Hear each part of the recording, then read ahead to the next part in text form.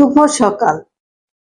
মথিরচিত মঙ্গল সমাচার 16 অধ্যায় 13 থেকে 20 পদ।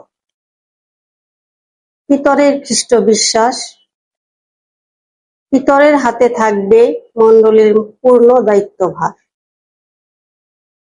যিশু তখন ফিলিপির নগরী সিজারিয়ার অঞ্চলে এসে পৌঁছেছেন। তিনি হঠাৎ তার শিষ্যদের প্রশ্ন করে বসলেন, মানবপুত্র কে? এই বিষয়ে লোকেরা কি বলে? তারা উত্তর দিলেন, কেউ বলে তিনি দীক্ষাগুরু যোহন, কেউ বলে তিনি এলিয়, আবার কেউ বলে তিনি যেরেমিয়া বা প্রবক্তাদের মধ্যে একজন। তখন যিশু বললেন, আর তোমরা? আমি কে এ বিষয়ে তোমরাই বা কি বলো?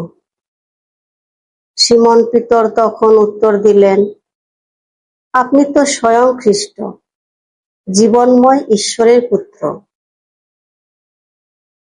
উত্তরে যিশু বললেন, জোনার ছেলে সিমন, ধন্য তুমি, কারণ রক্ত মাংসের মানুষ তো নয়, স্বর্গে বিরাজমান আমার পিতাই তোমার কাছে এই সত্য প্রকাশ করেছেন। আর আমি তোমাকে বলছি, তুমি তো পিতর, অর্থাৎ পাথর, আর এই পাথরেরই উপর আমি আমার মণ্ডলী গড়ে তুলব। অধলোকের শক্তি তাকে কোনোদিন পরাভূত করতে পারবে না। আমি স্বর্গরাজ্যের চাবিকাঠি তোমারই হাতে তুলে দেব।